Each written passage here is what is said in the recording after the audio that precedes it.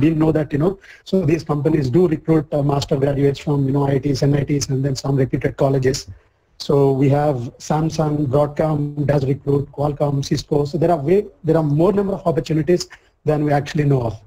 So all these companies, right? So they recruit candidates based on the master's degree. So at least my experience, right? My 4 years experience in the corporate sector, at least in the VLSI embedded software development, they take only, postgraduates. So we do see BTechs also, but if you ask them, their struggles and their career paths, it should be a rough path. Some people might have got it through some, networking and all, but yeah. So essentially, you need a master degree, if you want to pursue your career in core electronics, and for that, GET is the only option. So that's why. So GET is very important, and it should mean a lot to you because it opens up a broad spectrum of opportunities. So in private sector, and then you could pursue your higher education in PhD. So all of that. So even if you want to pursue your PhD, post out of India. So if you do masters at IIT, that adds a lot of weight. So that's why GET is very critical, very significant in your career. So you should pursue if you are really interested in core electronics and want to get into PSUs, or say be settled as a teaching industry. So that's why I think GET is important. So now I think my friend Mohan will talk about how to crack it. So what should be the preparation and all of that. So Nilima will also present her perspectives about what should be the detailed strategy. Over to you, Mohan. Yeah, thanks. So I'll start how my preparation plan went after I decided for the GATE. So the first thing I focused is on the basics. So basics of you can say IIIT news video or whatever the RGGATEs we have. So basics that we learn in RGGATE is obviously you won't get anywhere actually. So we have NPTEL videos to learn. As I see, most of our students use it to have their own notebook. So we make our own notebook. That is the main thing, and we consolidate that based on the easy, high level or something like that. And we know how to optimize that because we have a weekday test CAT and everything, right? It is objective, which is similar to GATE. And ArcGanady is an all-time thing that you always try to prefer, have as a dictionary for the electronics people. And I used to use AS time register for that, and practice is the main that you need to prepare for, and you should have a patience for sure because that helps you to go every day for the preparation. So the how I prepared, right? So first thing, I mostly concentrated on the basics of my things, and after that, so I divided the subject into multiple levels, and I assigned time for that. So consider if you want to start in August, right? So you need to divide based on the levels which are. So I normally did I took a subject and I spent I decided for 2 weeks I need to prepare for this, and after that I took the test from time or ACE or something, and after that then again I'll take another subject. After 2 weeks again I'll practice specific to that subject questions. So once it is done for all the subjects around 3 months, right, then you need to combine the subjects, consolidate, and then again take there is a combination test will be there, you can combine 2 different subjects and test yourself. That is there. And once you complete that process of preparation for around 6 months, right, so then start mock test actually, which provided by the Times or ACE or whatever it is. So there, that is the time then you can calculate yourself, first do the first test, which is same. You should not disturb in the 3 hours. You should sit for 3 hours, close your doors and test yourself and note down that result. So for me, the initial test, I got the marks, 20 marks out of 100 after entire preparation of 6 months. Then again, I started myself.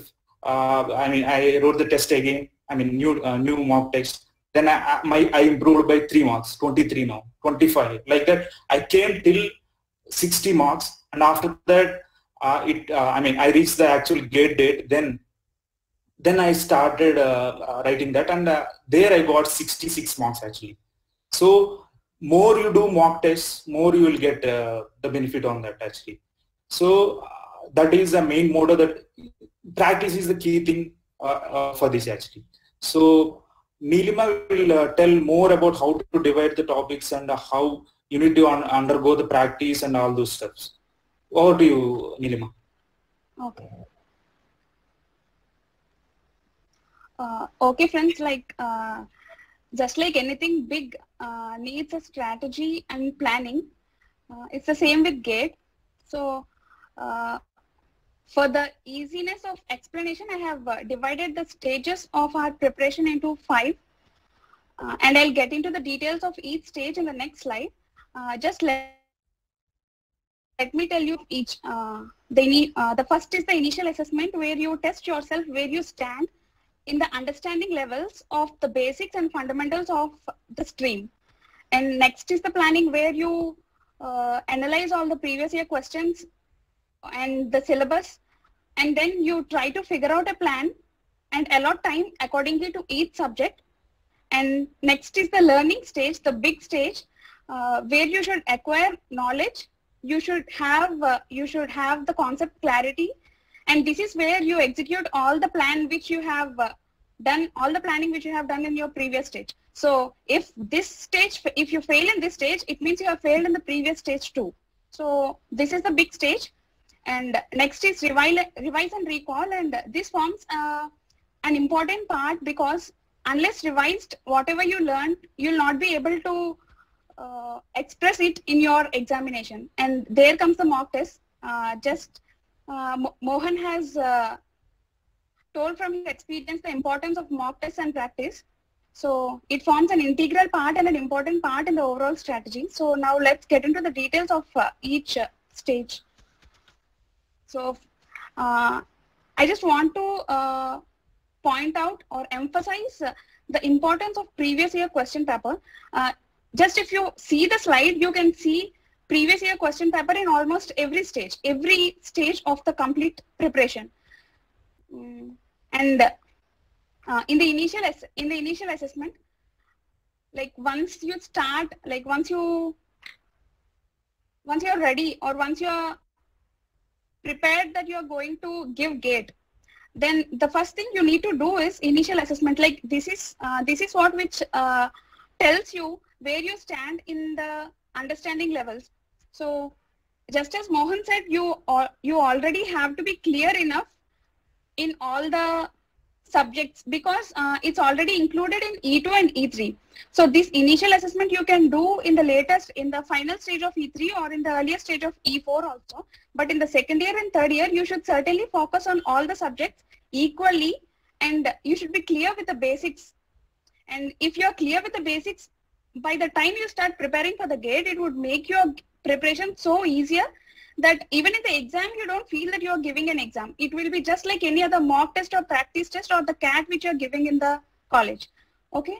So I just want to, how I assessed myself after giving a previous year question paper. I'm just making it more subjective. For example, after you have given the you just select one previous year question paper, either of the earlier year or the earlier years, anyone. Just sit down for 3 hours and give the exam just like you give it in the examination center, and take the key, correct your answers, and then count the marks and keep it aside. Now see, if you are able to answer at least, if you are able to answer some 50% of the questions accurately, then you are going to excel it.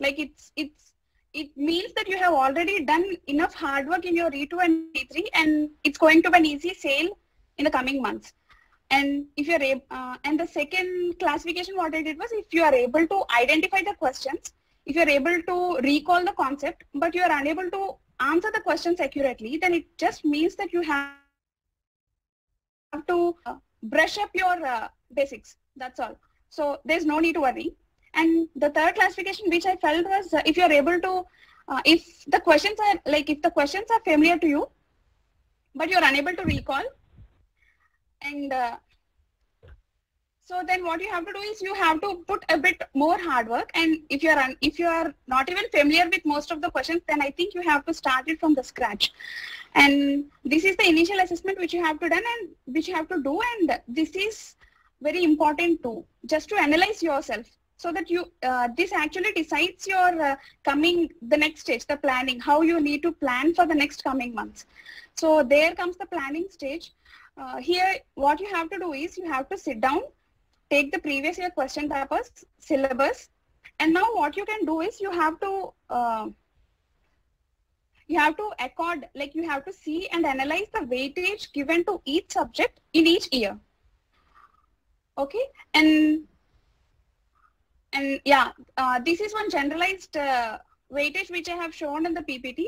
The 8 core subjects will have 70% weightage, and engineering maths 15% and aptitude 15%.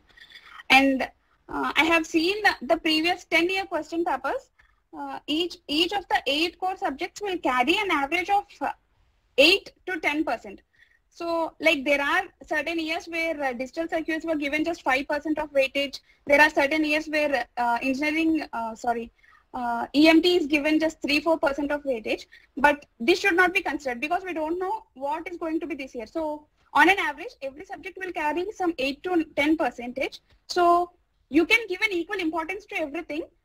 However, the approach varies. The approach varies depending upon the type of the subject, depending upon I'll let you know the approach to each subject in the next few minutes. Like you can classify the subjects. What I did while during my preparation was I have classified the subjects into 3 categories. The first category includes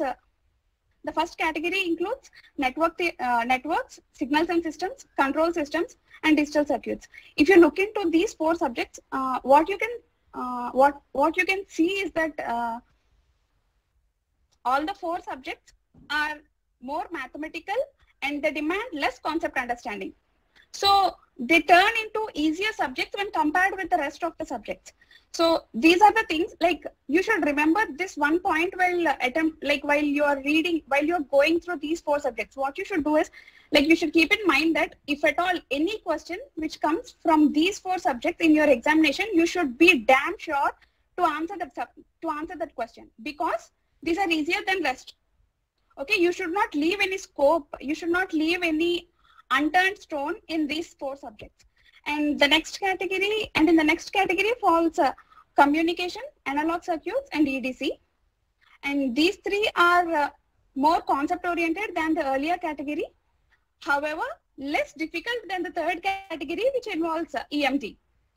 So these, your orientation towards these subjects would be much regarding the concept building, and the same is with EMT. So depending on its difficulty, depending on your approach, you can allot the time accordingly to each of these categories. Okay. And yeah, while planning your time, what you can do is you can follow a retrospective timetable. By retrospective, what I mean is, for example, if you're going to have the exam in the first few days of February, so leave the February. Then in January, you will be only giving full-length mock tests. In December, you will be only doing revision and you will be giving subject-wise mock tests. So by November, your preparation should be complete. Like you should have your basics cleared. You'll have to touch each and every subject by November itself. So accordingly, you have to start your preparation much before, like some 8 months before the gate. What I have done is I have allotted some 15 to 20 days for each subject. So 8 core subjects plus engineering maths into 15 out to 6 months, 4.5 to 6 months. So accordingly, you also allot the time depending, like if you start I have started my preparation like after the end of my 3rd year, like in July of 4th year. So I was having like enough amount of time, but not too large. If you are clear on your goal and if you're going to start it quite earlier, you will have more time which you can allot to each subject, so you can have more clarity on each concept. So there comes the learning stage, and this is the important stage. Here, your main focus should be on having fundamentals completely clear. I'll just tell you one thing why your fundamentals should be clear. Like why your fundamentals should be totally clear. Like if you are half baked, if you are not clear on your fundamentals, what can happen? One case is in the examination, if there is any question, you will not be able to answer. The other case is more dangerous than the first one. What happens in the second case is you will try to answer, but the answer would be inaccurate. This will cause huge loss because every negative, like every incorrect answer will carry negative marking. So just make sure that every fundamental, each formula, each theorem, you should understand it in very detailed thing. Okay, and just as Mohan has highlighted in the earlier discussion that since we anyways follow the NPTEL videos and we make notes of it, we are already availed with abundance of information just before us. So you just have to make sure that you have clarity on each and every topic. And in this learning stage, I just mentioned keynotes. What this keynotes means is when you started a subject and just when you take a topic, once you finish the topic, what you can do is you can make note of every formula, every theorem, statement, or every important point in these keynotes. So the primary use of these keynotes is you use these keynotes just on the day before your exam. Like you should not have your notes before you. You should not have your previous year questions. You should not refer to all these just before the day of your exam. On the day of your on the night before your exam date, you just need to refer these keynotes. It should hardly be some 10-20 pages. I don't remember exactly, some 10-20 pages for each subject, that's all. And these keynotes should be updated in your further stages also while you're attempting your mock test. So there comes the revise and recall stage where what you do here is once you have done, one more point I wish to emphasize during the learning stages, once you finish a subject and then you start the second subject, what you have to do is while you do the second subject, you should allot time for revising the first one, because more the time gap between your first read and revision, more is the chance that you forget the thing. Okay, so you actually revise during the learning stage also. However, this is where you exclusively revise. By revising, what I mean in this revise and recall stage, by revising, what I mean is don't just say that you have to reread the notes you have prepared. I don't say that you have to reread key you have prepared. What I mean is you have to practice. For GATE particularly, revising means practicing. Means you give the question, like you take a question paper, you attempt to answer the questions, you try to answer it. If you are able to answer it, then well and good. If you are unable to answer it, then you go to the topic and you refer the topic, and then you come again and you try to solve the question. This is what revising means in GATE examination.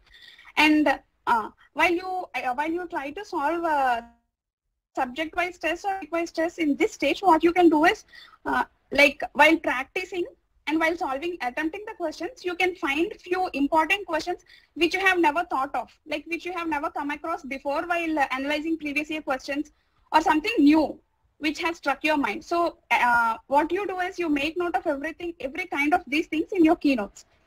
And next comes the mock test. And here in mock test stage, you can give the full length test. I think like in RGO GATE itself, like in line with the academic curriculum itself, you can give at least two tests, or if two are not possible, at least one test every day before the exam. So while you are giving the exam, just like Mohan has emphasized, you have to close every book. You just have to make your environment like an examination hall, and you give the exam, take the key, correct your answers, and give the marks. Like include the negative marks also and give the marks. Like you can do this process. And apart from this, what you can do with previous year question papers during this stage is you can take questions from a topic, you can brainstorm them. Like you can think of various ways in which a question can be framed from the same formula, from the same theorem, from the same concept. So that it would be easier when you go to the examination hall if you find some question what you have already framed. And yeah, during this mock stage, there are three things which you have to keep in your mind. One is concept clarity, the number two is revision, and number three is negative marks. By this, what I mean is, while writing your test, once there is some incorrectly answered question, you go to the concept, refer the concept, and then come and try the question again. By this, you can build your concept clarity, and by the same way, you might have revised the topic too. And by negative marks, what I mean is, like, just before the date of the examination, the final days, what happens is your marks would get saturated. Like initially, when after the complete preparation of my thing, when I have started giving full length mock tests, I have initially secured some 58, and then it started saturating later on. So what I felt I could only do is, the only possible thing before me is I can reduce the negative marking. So by negative marks, I mean you have to restrain attempting the questions which you are not sure of, because this restraint would come only by practice. If you have not done this during your preparation itself, it would be very difficult while attempting the gate in the examination hall in the real-time stress amidst all those things. So restraining comes by practice, and you have to do this before your exam at least for 10 tests, so that your negative marking will reduce, and finally you'll get the marks which you wish for. And this is all. Mohan, just take over. Sure. Thanks, Nigam. So after doing the mock test and everything, right? The exam will be in just 10 days or something like that. How you feel? So based on our experience, right? We used to feel very, anxiety and fear, frustration, getting bored of the preparation, and then lot of other angles actually. So health problems or whatsoever. So you should deal with all those things actually. So preparation is fine, but you need to spend some time for the relaxation every day, like 1 hour or 2 hours or something like that. So I used to play the badminton to stress free myself. And then one more thing about the exam is, like, before the gate, I gave the CSIR exam actually. CSIR is like for the junior research fellowship. For that, what happened, I went to Vijayawada in the morning. So something like I spent 1.5 hours for the traveling in the morning. When I went there, I just feel like stressed, and that make me like understand, okay, gate, I should not do that. I should not travel in the morning that heavy, because right, everyone in the RGKT will write the exam. So 450 members at the time, for the traveling there means it's completely occupied, all the buses, autos and everything. So if you feel stress, so what I did for the gate, I should not do. Then I decided I'll go to my uncle's place, and I just and I opted for the peacefully I should go there and do the exam. So that is one thing. You should understand yourself, how you are feeling. Then you should break that barrier actually. So before the exam, at the night, I feel like very stressful, like what will happen in the next day, because I prepared my own. I didn't opt for the coaching because of other reasons actually. So I feel like I spent this much of time, what will happen tomorrow? Then I feel very stressed. Then I decided I should not think this way, and I just watched a movie that night, and I went without seeing anything.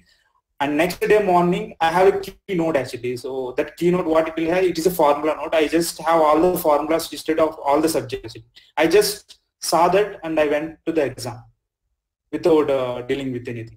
So every kind of feeling should transfer in a positive way, and see like how you feel, you are comfortable with the exam.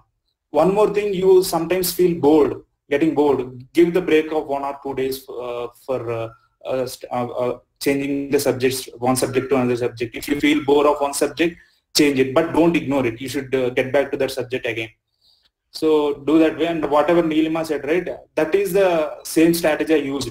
So dividing into the multiple subjects into the multiple times and go for that. So that is about how you should be ready with for the exam. Yeah. So next thing. So many of us will have this question: is it necessary to be a class topper to be successful in GATE or any exam? This you can say I am part of category of middle. So I am not a topper. I am not a something like that. But so it mainly depends on your perspective of yourself. You should calculate yourself, like how comfortable I am. You should not be a topper, or you should not be a grade or excellent grade guy. But if you prepare the day you decide, right, that helps you to grow. So I have seen multiple examples in my past, like whoever in the toppers, they might not reach in the GATE because of so many reasons. But what I told you, right, you should not think that way. Like you should not be a class topper, but you still can get the GATE. Yeah, next one. Be clear on your goals. I have seen the people who went into the two different directions at a time. Like they started preparing for the GATE as well as CAT, as well as placements, 3 options. So decide on one option that you want to go and be clear on that. Since if you are interested in, if you are good at maths and good at aptitude, good at basics of electronics, go for that. Go for GATE.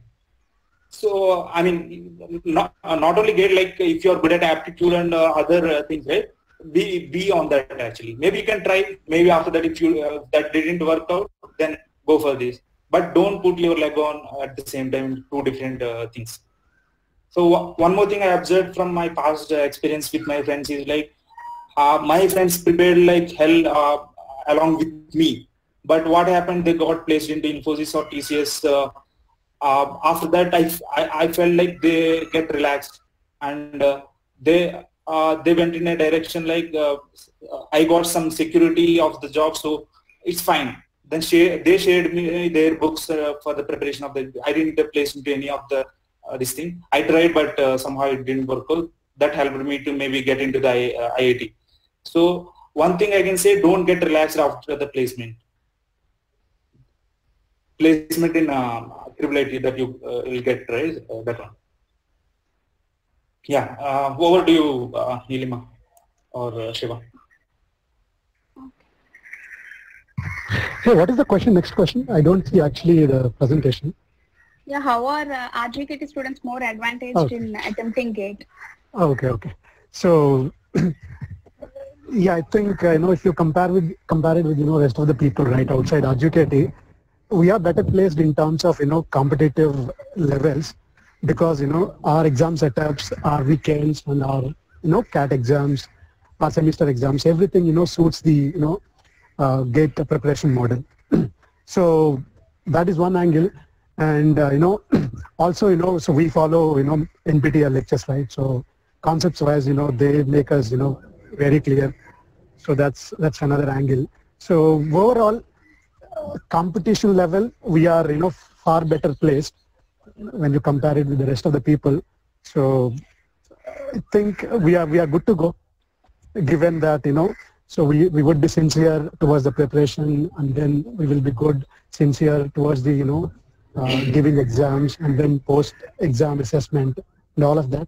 So yeah, we are good to go. The next.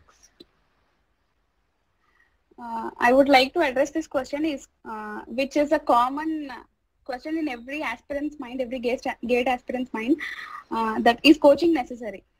First, I would like to enlist the benefits of having coaching. One is that you will have the teaching by experts. So, however, this can be beaten with the NPTEL videos which we have, which are accessible to us. Like the NPTEL videos are from the eminent professors across the country. So no one is going to beat the information which is given in NPTEL videos. So in this regard, we don't need to say that coaching is necessary. And the other thing is, in coaching, what happens is the teachers would try to delineate the boundaries of the content from which you have to prepare.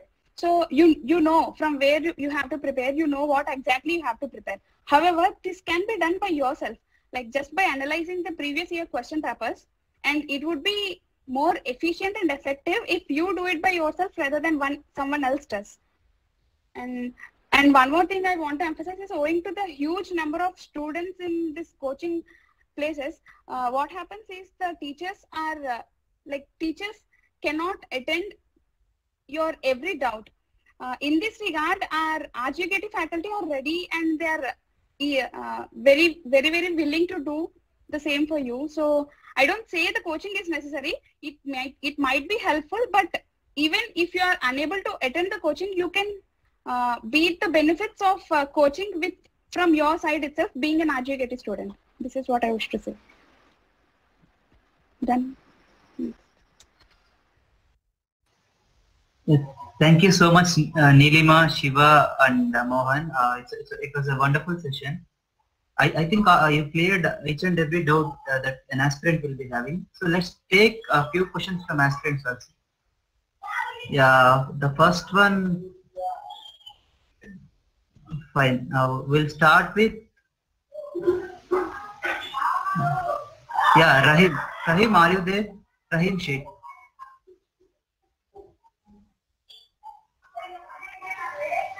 Kamal Kumar Gupta.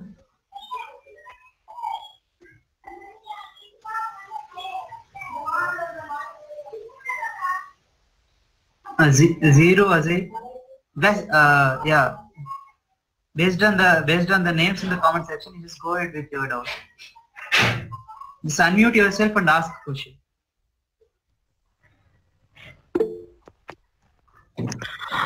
Hello, sir. Good evening. Yeah, hello, go ahead. Yeah. We are able to hear you. Go ahead. This is Kaushika Priya, and I have few doubts regarding direct PhDs. It's after clearing GATE with a good score, the CGPA of BTech is actually a criteria to get a direct PhD in IITs. Hello. Yeah, we can hear you. Yeah, whether CGPA that we have obtained in BTech is a must criteria, even after scoring good GATE score. So with that, we can able to pursue direct PhDs in IITs. So I can answer that actually. So maybe everyone can unmute. Yeah. I can. You answer it. I mean, after you're done, I'll start. Yeah, sure. Yeah. So good doubt actually. So I can hear the disturbance actually. Can everyone unmute you? Kaushika, can you also go on mute? Yes, sir. Yeah. Thank you. Mohan, continue. Okay. So what I see, right? So direct PhD after the BTech through GATE and CGDA, right? That is the actual question that you asked. Just a second. Participants can all go on mute, please. Shaykh Karimullah. Yeah, Mohan, I think. Oh, again. Shaykh Karimullah, can you please mute yourself? Yeah. Fine. Yeah. So I will just reiterate the question actually. So can any option for the direct PhD after the BTech through GATE and the CGPA? Yes, there are options actually, but if you consider IIT, right, it is mainly the professor choice. So you can apply, but the problem is that they always try to prefer whoever is IIT BTech who is going for the PhD, and that based on the professor most of the choice actually. And there are interviews happens. So what they normally do is like they always try to prefer the people who are doing MS already, who are doing a junior research fellowship in some of the institutes like CSIR or DRDO or something like that. So options are there, but it based on the professor choice in the IITs. The percentage of chances direct PhD is very less in the IITs after the BTech.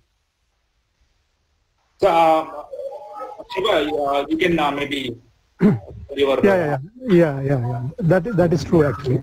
So I think these PhDs, right? They conduct interviews. I think it's very specific to the institute. At least IIT Guwahati, so they conduct interviews during November-December session, and then they again conduct during July. So one parameter they look at is obviously GATE, and then they do conduct their own exam or interview sort of thing, and then they analyze, and based on the entire committee recommendation and all, they'll take it up. So yes, chances. I think it's 60-40 kind of thing. So I know many people actually, at least probably I know those who actually got into it. So there are people through the BTech directly, after giving GATE, so they join PhD, program. Yeah, but I think it's worth trying still, although, the chance is very less. Yeah, that's what. Yeah, so but it is very specific to the institute. November, December is the timeline for the IIT Guwahati, and then again June, July. I think you can give it a try because it's nearing, right? And then see, anyways, it's a pandemic situation. Nothing is going to happen. So you give it. Yeah. I think, yeah. That's true. Yeah. But we can't rule out. Yeah. But we can't rule out saying that we shouldn't try it. I think it's an option worth trying it. Yeah, that's it. I think we got the answer saying that entire profile will be evaluated rather than the particular CGPA or any other thing. So make sure the entire profile is good for research in PhD of IIT. So yeah, just have this thought, and we'll proceed with the next person for the question. Muhammad Umar Sharif, sir, can you please ask your question if you have any?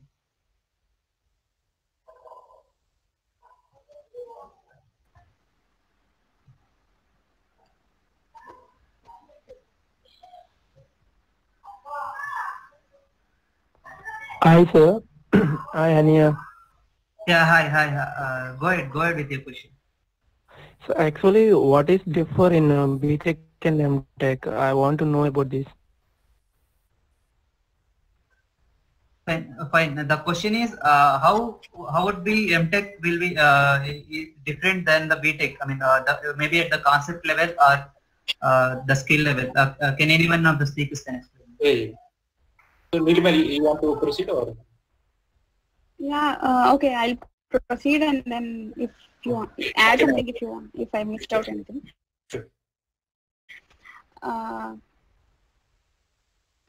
BTech is where, just like in your engineering first year where you have, it's just like the difference what you have between your engineering first year and second year in RJKT. Like similar to this. Like in your engineering first year, you have the subjects regarding all the streams. In your engineering second year, third year and fourth year, you have the subjects regarding to a particular stream. In the same way, in electronics and communication itself, there are varied number of streams like microelectronics and VLSI, communication, like core electronics where you fabricate the chips. So in MTech, what you do is you get specialized in each of these, or in any, not in each of this, in any one of this. So you do the papers, you research on it, and this is what MTech makes it different from BTech. Like you specialize in one particular stream in the whole of electronics and communication engineering. Yeah. So I want to add a few more things there. So as Nilima stressed, right, it is more on the specialization part. So more you specialize, right, more you can get into the opportunities, and more you can get into the whatever the previous question asked. Like, so PhD is easy to do after the masters. So you can get into the PhD into the foreign universities as well as IITs. They can immediately take you for the PhD because you have an exposure of IIT or NIT or something, and they obviously know that your profile is much better than the previous actually. And one more thing you will get is apart from the subject and apart from other things, you will get a mark like you are from this IIT.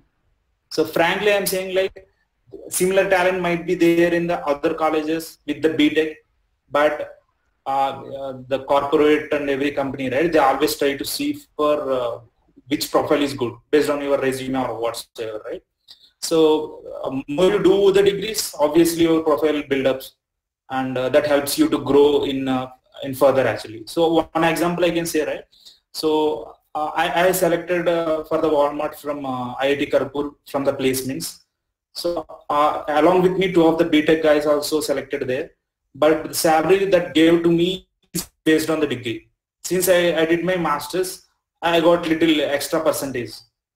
So, and after getting into the company Walmart also, based on your performance, they use to upgrade your profile from senior developer or manager or something like that. When they see two profiles, they always try to prefer whoever done the masters, who have done the research or PhD. So there always comparison that happens on the, I mean, not literally that happens most of the time.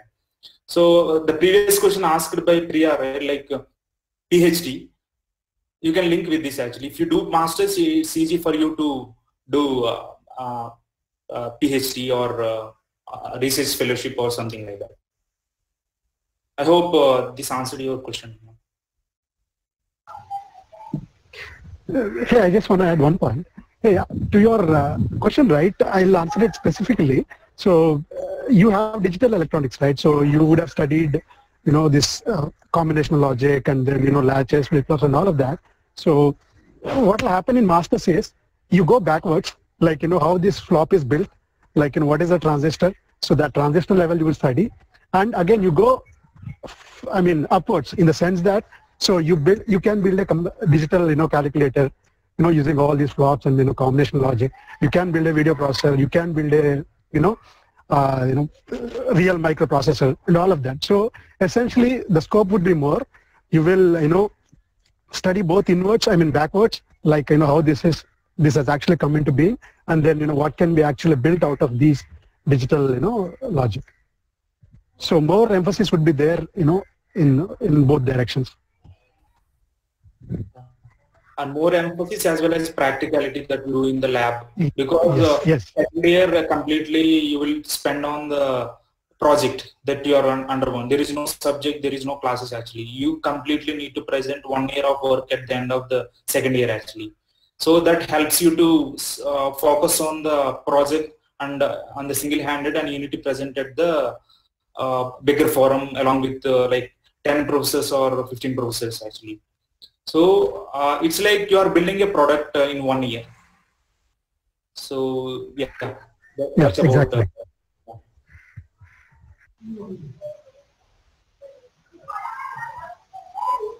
So I think we can take 2 more questions. Anyone has any particular question regarding the topic that was discussed by speaker?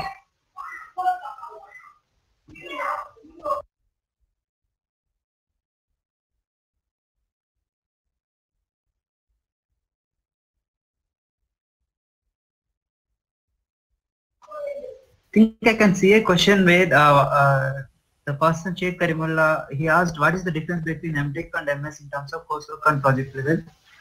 I think Karimullah probably there will be one more session where you will be having speaker with MS degree who has done MS degree in foreign. We are arranging that session probably the next weekend. So you will be getting a clear difference how both the degrees will be. You can get your answer in the next session, Karimullah. Yeah, go ahead, Priya. You can ask the question. Sir, after completing a topic, I just tried to attempt previous year questions from control system, sir. I was able to answer half of the question, but at the same time, I couldn't able to solve the other half. So it makes me feel that I couldn't crack those questions. I feel insecure even after studying the concept very well, but couldn't solve it. So how to overcome this thing? Okay. Yeah. That's Yeah.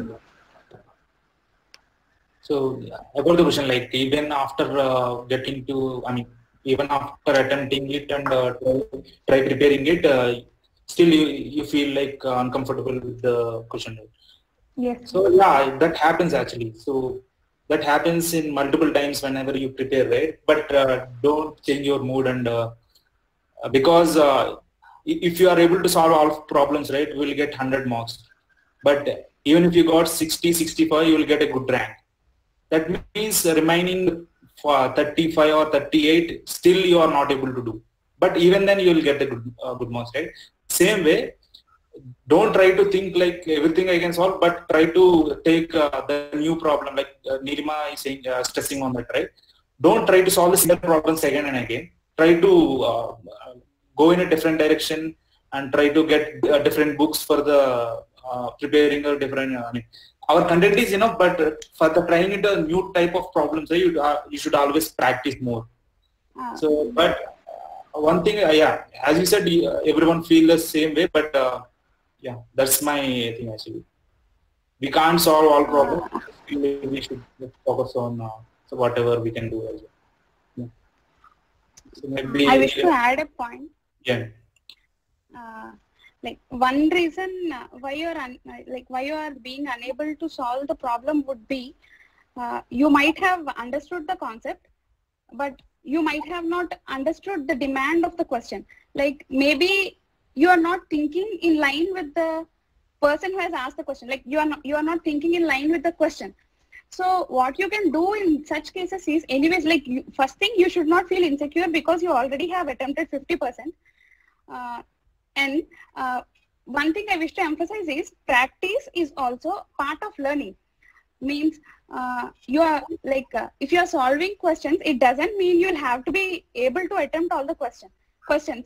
Practice is also a part of learning. Means by practicing, what you have to do is you have to learn. If you are unable to solve a particular question, just go and refer the answer.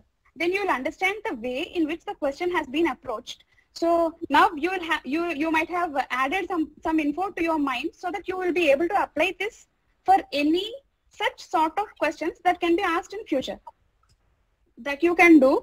And the other thing is, just don't compare with anyone. And at one particular point of time, like for example in October itself, there will be some students who might have finished all the preparation and who might be securing more marks. In like, just remember this thing. The person who is going to hold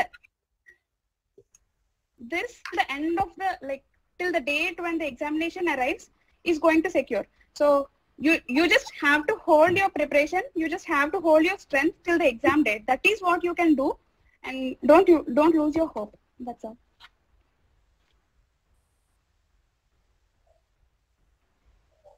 Any more questions? If the aspirants are not comfortable with English, probably you can speak in Telugu also. That's not an issue. Then fine. Should I reiterate my answer in Telugu, or is it okay? It's okay for this question, Nilima. We'll go with the other language probably. If is there any aspirant who is coming up with the question? Okay.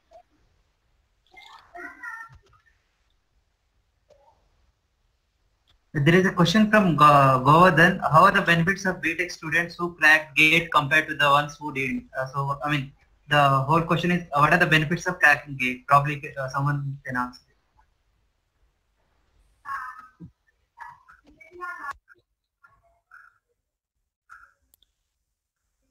Yeah, maybe I can proceed. Can you hear me, Shiva?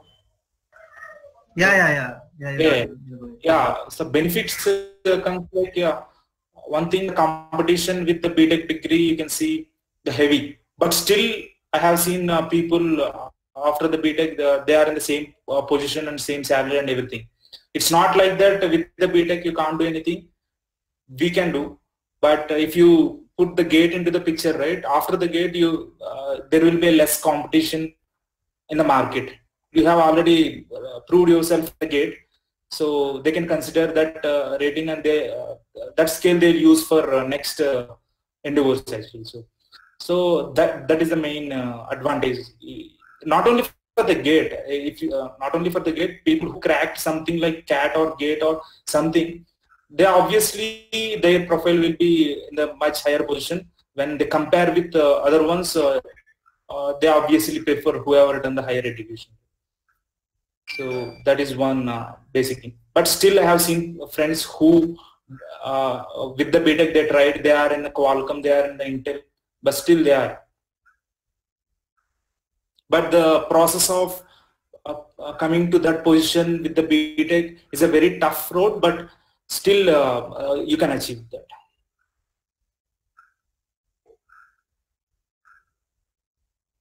So I hope that answered the question.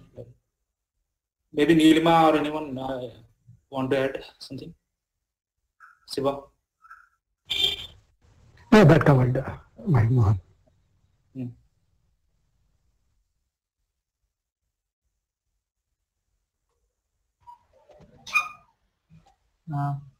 Guys, I think we can close this session. Of course, there will be many doubts for many aspirants.